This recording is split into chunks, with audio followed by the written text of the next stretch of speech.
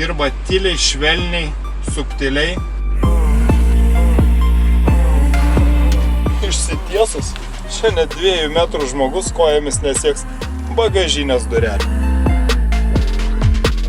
Galiu pasakyti, kad vietos 3 sėdynio eilėje tiek daug, kiek kitose automobiliuose būna vietos 2 sėdynio eilėje. Mano svajonių mašina. Tačiau visgi, kiekviena svajonė turi savo žvaigždutę.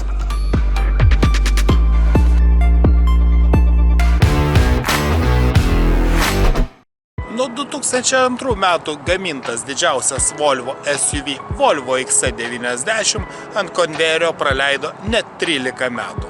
Tuomet 2015 metais debiutavo antroji XC90 karta. Tačiau, nežiūrint to paties pavadinimo, tai buvo 2 visiškai skirtingi modeliai. Antros kartos XC90 buvo pagamintas naudojant visiškai naują modulinę Volvo SPA platformą, kuri buvo vėliau panaudota ir mažesniems XC60, taip pat sedanam ir universalam S90 ir S60. Na, o didysis Volvo XC90 buvo tiesioginis konkurentas tokiem rinkoje žinomiem modeliam kaip Audi Q7, BMW X5 ar Mercedes-Benz ML. Tad akivaizdu, konkuruojant su tokiais automobiliais, iššūkiai laukia nemaži. Na, o 5 metrų Volvo XC90 tikrai turėjo ką pasiūlyti savo klientams.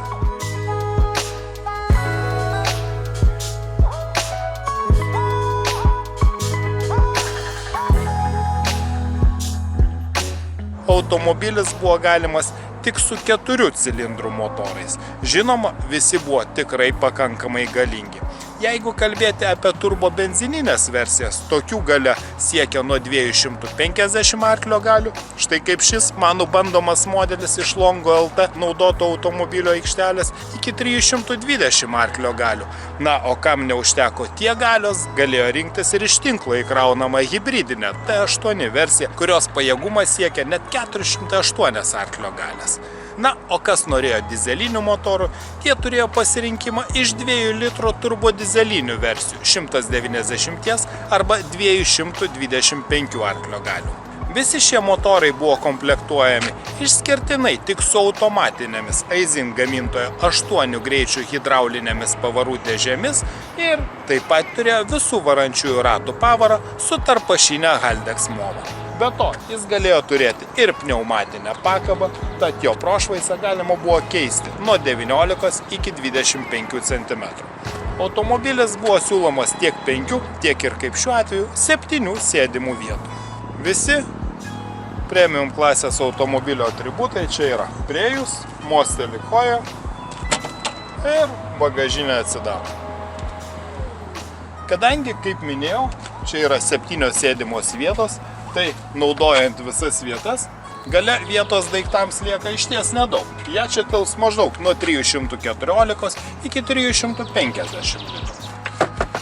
Tačiau, jeigu nulenkti galinius sėdinių atlušus, bagažinės tūris padidėja iki 720 litrų. Be to, štai čia yra toks atlenkiamas stalelis, taip pat pakeliama bagažinės dugno dalis. Be to, jeigu čia būtų sumontuota pneumatinė pakaba, automobilį galima būtų nuleisti žemiau, kad patogiau sudėti arba išimti daiktus. Na, o jei nulenkti visų sėdinių atlošus, čia telpa beveik 1900 litrų. Įspūdinga bagažo erdvė. Štai gali būti puikiai gyvenamoji vieta išvažiavus į gamtą. Turiu pastebėti, kad štai nulenkus sėdinių atlošus, dugnas yra lygus. Na, o štai, išsitiesus, čia net 2 metrų žmogus kojomis nesieks bagažinės durelių. Kadangi čia yra 7 vietų automobilis, man labai įdomu, ar tos 2 galinės 3 eilės sėdynės yra vertos kažkokio tai dėmesio. Na, automobilis išties aukštas. Tai vieną, ką galiu iškart pasakyti, kad įsėsti dėl aukščio čia problemų nėra. Visai patogu, štai yra net podelių laikikliai, atidaromos dėtuvės Ir priminsiu, kad aš čia sėdžiu ne antroje, o trečioje sėdynių eilėje. Tad galiu įvertinti, kad čia visai patogu. Štai yra langų apipūtimo ortakiai. Vietos trečioje sėdynių eilėje tiek daug, kiek kitose automobiliuose būna vietos antroje sėdynių eilėje. Aišku, 5 metrų SUV automobilis įpareigoja, tačiau, visgi tikrai galima pagirti už labai erdvų saloną. Keliauti tokiam automobilyje galima tikrai 1000 kilometrų. Priklausomai nuo komplektacijos, čia yra tikrai gerai sukomplektuotas Inscription modelis, tačiau papildomai gale neužsakyta vėdinimo sistema gale sėdintiem keleiviam. Jos yra sumontuotos ties statramsčiais tiek vienoje, tiek ir kitoje pusėje.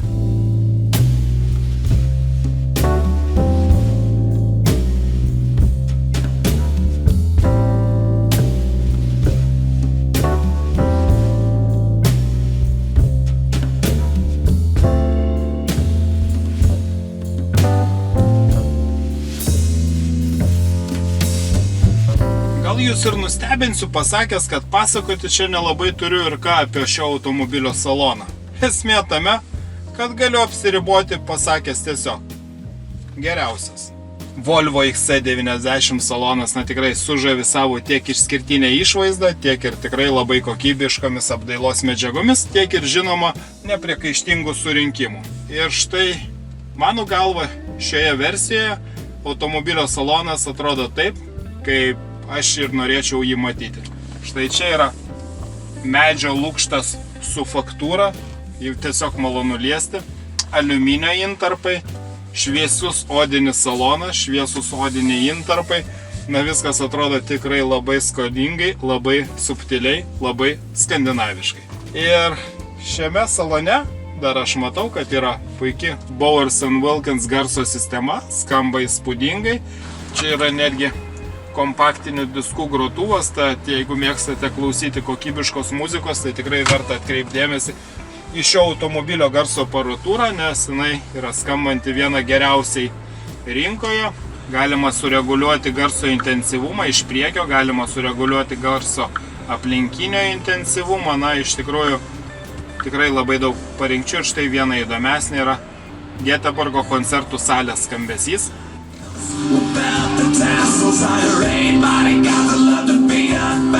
Iš tikrųjų įspūdinga patirtis klausantis tokios muzikos tikrai išskirtinėme automobilyje. Jeigu pirkėjas būtų panorėjęs, jis būtų galėjęs netgi užsisakyti pavarų svirties antgalį pagamintą iš krištolo. Taip, vėliau tokius pradėjo siūlyti ir BMW, o čia Orefors, švedų gamintojo krištolo antgalis. Štai automobilio užvedimas, tokia pasukama svirtelė. Kaip malonu, kad čia yra benzininis 250 arklio galių motoras. Dirba tyliai, švelniai, subtiliai. Tarkime, jeigu čia būtų dizelinis variklis, jisai dirba šiek tiek garsiau ir nelabai tinka šiai kilmingai automobilio aplinkai. Iš karto užbėgdamas už akių pasakysiu, kai 2015 ar 2016 metais šis automobilis buvo tarp 7 finalinių pretendentų tapti Lietuvos metų automobiliu, tuo metu jis buvo mano favoritas. Ir aš sakiau, už tokią kainą tikrai įspūdingas automobilis. Ir vienintelis priekaištas, tiesa ne mano, daugiau kolegų, tai kad visgi 4 cilindrų motorai, jeigu spaudi pedalą aktyviau, visgi jie veikdavo triukšmingai, jeigu kalbėti apie dizelinę versiją, o benzininis jis yra tikrai labai švelniai murkiantis, veikiantis praktiškai. Neturiu jam absoliučiai jokių priekaištų. Taigi, skaitmeninis prietaisų skydelis, skaitmeninis multimedijos ekranas, važiavimo režimų pasirinkimas pasukamų valdiklių, skirtingi važiavimo režimai. Sakykime taip, multimedijos sistema nėra pati intuityviausia, tačiau, kai viskas susiderini, tai visa tai yra tikrai įspūdinga. Kiti akcentai, viskas čia labai paprasta. Pavarų svirtis, vairas, o štai dėtuvė, vėlgi subtilus sprendimas, yra atskiras mygtukas štai čia, spaudžiat mygtuką, atsidaro dėtuvė. Iki maksimalaus komforto tikriausiai paspaudus mygtuką norėtųsi, kad dėtuvė užsidarytų. Jokauju, žinoma, Tačiau visa aplinka sukuria ypatingą potyrį. Tiesa, gaila, kad šiuo atveju negalima individualiai nusistatyti važiavimo režimo. Galima pasirinkti tik ekonominį, komfortišką, dinamišką arba išvažiavusį bekelę. Ir priklausomai nuo to yra atsakas į akceleratoriaus paspaudimą, taip kai veikia vairo stiprintuvas, man patinka, kai jis veikia standžiau. Reiškia, šiuo atveju aš turiu pasirinkti Dynamic, sportišką režimą, nors man ir nebūtinai reikia, kad variklis veiktų aukštesniais sūkiais. Tačiau, tikriausiai čia yra, buvo galimybė pasirinkti ir kitokį paketą, kur galima individualiai nustatyti važiavimo režimus. Čia yra kaip yra, šiaip aš rinksiuos kasdienai važinėti komfortišką važiavimo režimą, nes man tikrai variklio galios visiškai užtenka, tikrai nebūtina rinktis dinamiško važiavimo, nes 250 arklių visiškai užtenka kasdieniam važinėjimui ir dar daugiau. Ir nėra jokių abejonių tiek dėl garso komforto, tiek ir dėl važiavimo savybių. Taip, vairo sistema pasirinkus komfort režimą veikia lengvokai, šiek tiek norėtųsi didesnio tikslumo, taip pat ir pakaba. Šiek tiek nemažai svyra į posūkius, tikriausiai reikėtų rinktis R-Design komplektaciją su sportiškai standesnė pakaba arba, kaip jau minėjau, su reguliuojama pneumatinė pakaba, jeigu norite važiuoti labiau dinamiškai. Tai tikrai nėra BMW, tačiau šio automobilio charakterį, įvertinant jo paskirtį, jo dydį, jo visą aplinką, toks važiavimas jam visiškai tinka. Turiu pasakyti, kad automatinė greičio palaikymo sistema veikia tikrai šauniai. Aišku, norėčiau, kad įsibėgėtų jinai dinamiškiau, bet jinai tikrai net atsižvelgia į kelio ženklų ribojimus, palaiko eismo juostas. Tikrai norėtųsi, kad šiek tiek važiuotų labiau per vidurį. Jungiau posūkis, pats pagreitėja, bet štai prieš mane persirikioja ir pristabdo pats automobilis, aš nestabdau.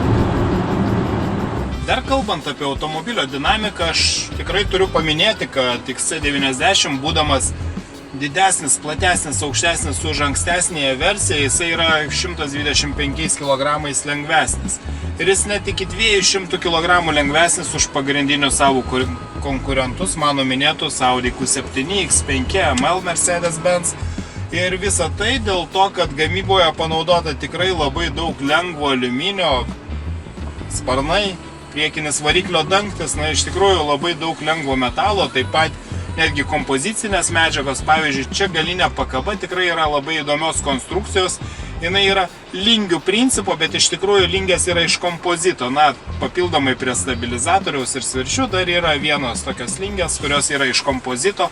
Tokia pakabos galinės konstrukcija užtikrino būtent tokį erdvų saloną, didelę bagažinę. Automobilis tikrai labai praktiškas ir jaučiasi, kad to net ir 4 cilindrų variklio, kurio galbūt nėra toks didelis sukimo momentas, nors aišku turbobenzininis motoras tikrai pasižymi nemažų sukimo momentų, visiškai užtenka šiam automobiliui, kadangi jis nėra pernelyg sunkus. O kitas dalykas, kalbant apie Volvo, žinoma, svarbiausia yra paminėti jo saugumą. Tad jeigu kalbame apie kitus modelius, Volvo tikrai yra labai saugus automobilis, bet nieko nuostabaus, kad naujos kartos XC90 yra ypatingai saugus automobilis, turintis labai daug skirtingų saugumo funkcijų. Ir pavyzdžiui, tai buvo pirmasis automobilis, kuris automatiškai stabdydavo ne tik prieš kliūtį, tačiau jisai įvertindavo, jeigu iš šono prie artėjančios sankryžos atvažiuoja greitai automobilis, Volvo manymu, kuris neketina stabdyti, jis pats pristabdydavo automobilį išvengti susidūrimo. Ir visi kiti, perspėjimas apie atvažiuojantį šoninį transportą, perspėjimas apie važiuojantį transportą priekyje, eismo juostų palaikymas, visa tai čia yra. Jeigu dabar štai šioje būtent vietoje baigčiau pasakojimą apie naujos kartos Volvo XC90, aš galėčiau rezimuoti. Jeigu noriu SUV arba crossover automobilio su padidinta prošvaisa, tai būtų mano svajonių mašina. Gerai, galbūt Alfa Romeo Stelvia, bet Volvo XC90, jeigu reikėtų erdvesnio negu Stelvia automobilio, vienareikšmiškai būtų tarp mano favoritų. Tačiau visgi, Kiekviena svajonė turi savo žvaigždutę. Ir pirmoji žvaigždutė būtų kaina. Žinoma, šie automobiliai kainuoja daug ir šios klasės naudoti automobiliai, gerai išlaikyti, kainuoja nuo maždaug 30 000 eurų. Bet netgi ir ne tai labiausia stabdytų mane, o tikriausia išgirsta nuomonė iš Longo LT naudotų automobilių specialistų, taip pat surinkti duomenis iš interneto platybių, automobilių vairuotojų atsiliepimai, jų skundai ir nuomonės apie antros kartos Volvo XC90. Automobilis dėl dizelinių variklių užsidegimo pavojaus buvo atšauktas ir buvo atšaukta daugiau kaip 500 000 automobilių. Taip pat įtrūkdavo degalų sistemos, kanalai, vamzdeliai, taip pat buvo atšaukimas. Beveik 750 000 automobilių buvo atšaukta dėl blogai suveikiančios arba išvis nesuveikiančios avarinio stabdymo sistemos. Ir iš viso taip pat buvo atšaukimai dėl oro pagalvių. Na ir automobilis iš viso buvo atšauktas 14 kartų. Na, o kas liečia kitus dalykus, taip pat sąrašiukas gavosi netrumpas. Reikėtų atkreipti dėmesį, ypač jeigu įsigijate naudotą automobilį, kad tokių 4 cilindrų motorų skirstomo dirželio keitimas yra tikrai brangus dalykas ir atsieis 1000, o galbūt net ir daugiau eurų.